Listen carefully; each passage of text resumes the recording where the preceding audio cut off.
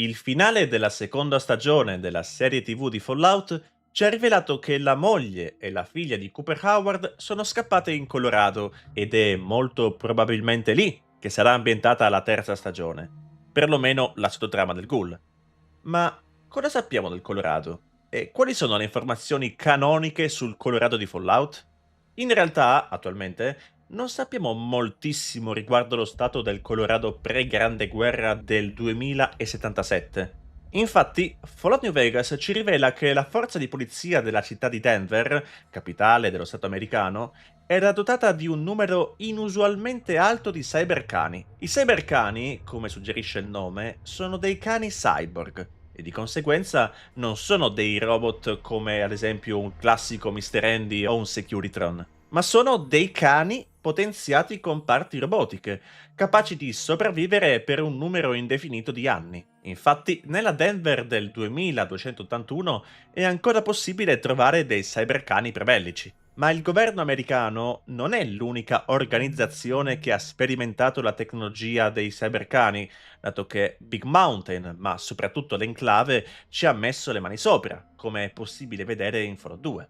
Perciò, ripensando alla base dell'Enclave che abbiamo visto nella serie TV, che si trova presumibilmente in Colorado, e che tra i vari compiti si occupava proprio di selezionare, allevare e addestrare cani, ma non è che lo sta facendo proprio con lo scopo di creare dei nuovi cybercani?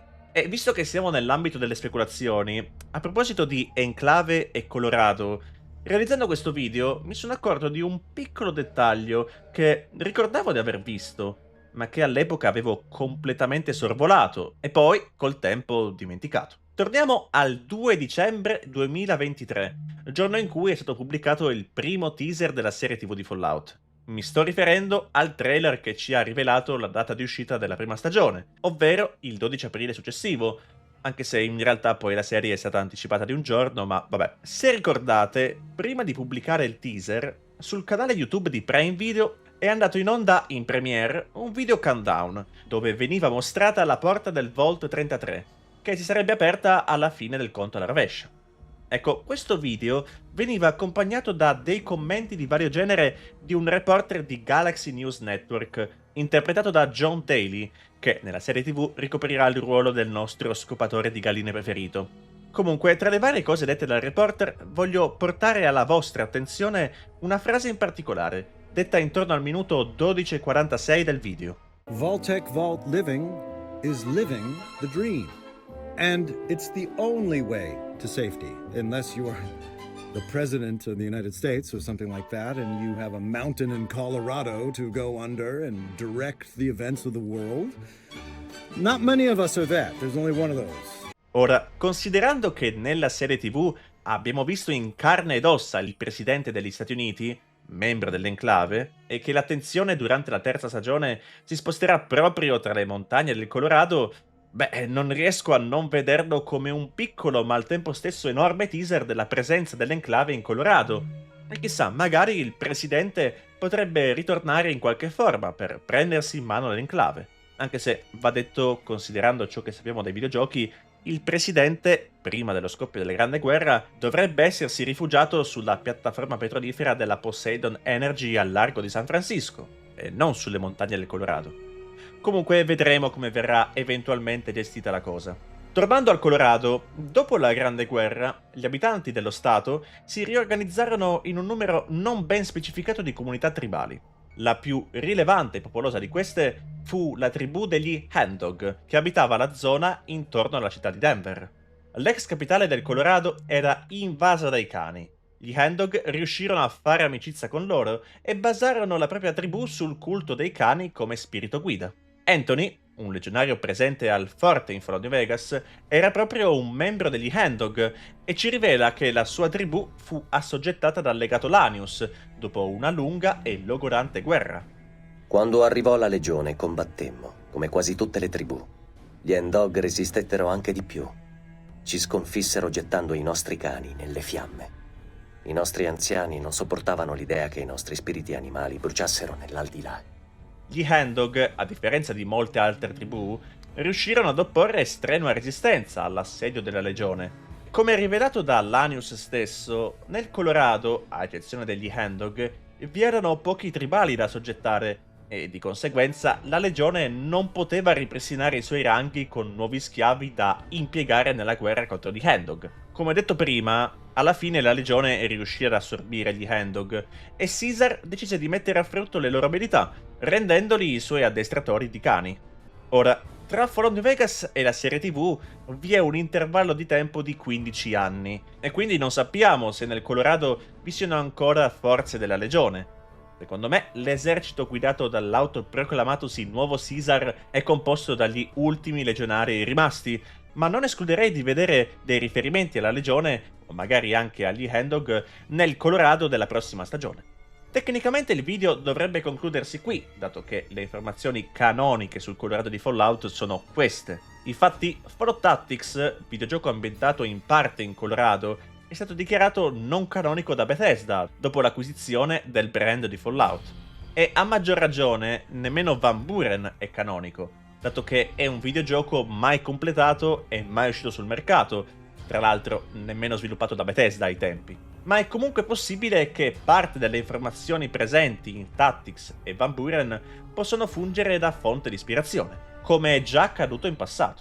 Diverse cose di Fallout New Vegas sono state create ispirandosi a Van Buren. La legione di Caesar e gli Hand-Dog, ad esempio, sono stati ideati inizialmente per Van Buren, così come i personaggi di Joshua Graham e Arcade Gannon, e vari altri elementi. Tuttavia, questi personaggi e fazioni sono solo ispirati alle loro controparti di Van Buren, sono una loro rielaborazione e non un ricalco uno a uno. In pratica, alcuni elementi di New Vegas possono sì condividere il nome con quelli di Van Buren, ma sono delle cose completamente separate e diverse, e oltretutto Van Buren non può essere canonico proprio perché esiste New Vegas, e andrebbe in contrasto con il suo canone.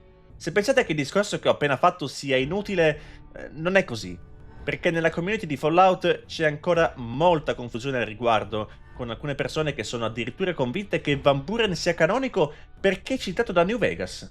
Comunque, di Van Buren vorrei parlarne più approfonditamente in un video a parte, prima o poi, per analizzare le sostanziali differenze tra quello che avrebbe potuto essere il Fallout 3 di Interplay e quello che abbiamo effettivamente avuto con il videogioco di Obsidian. Per lo stesso discorso, anche Tactics non è canonico, per fortuna aggiungo io, ma è una fonte di ispirazione, e una cosa che mi aspetto possa essere ripresa è il Vault Zero, o meglio, il concetto dietro il Vault Zero.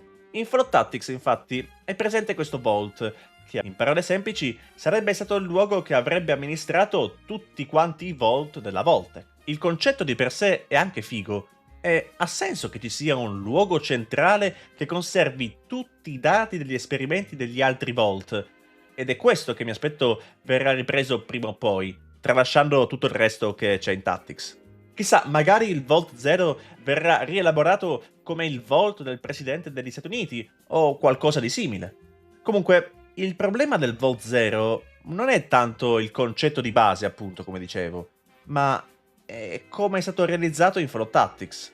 Ora, come con Van Buren, vorrei parlare più approfonditamente in un altro video di Tactics e delle sue numerosissime stranezze, ma non vi voglio lasciare a bocca asciutta, e prima di concludere il video vi lascerò parlandovi di una piccolissima stranezza di Tactics.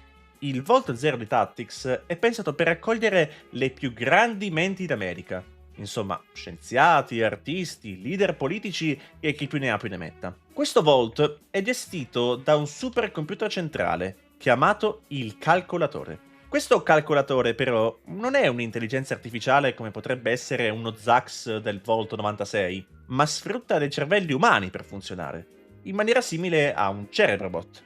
Ecco, nel videogioco, per sconfiggere il supercomputer, è necessario distruggere gli 8 cervelli che controllano il calcolatore, e gli danno delle abilità necessarie per governare tutti i Vault. E ora vi chiederete, ma a chi apparterranno questi 8 cervelli delle più grandi menti d'America che servono per amministrare la rete dei Vault? Allora abbiamo un medico, che dà al calcolatore conoscenze sulla medicina, poi uno scienziato, necessario per le sue conoscenze scientifiche, terzo un avvocato, che fornisce le sue abilità da mediatore, e fin qui ci possiamo anche stare. Poi c'è il cervello di un politico, perché un politico che dia le sue abilità da politico corrotto è necessario. Poi c'è un artista, per dare al calcolatore un estro artistico. Sesto, il cervello di un evangelista, che credo serva a dare al computer un tocco di spiritualità. Poi c'è il cervello di un game designer, che vuole sviluppare un GDR post-apocalittico. Haha. E infine il più importante, l'ottavo cervello, il cervello di un porno attore, che servirà al calcolatore per il porno. No?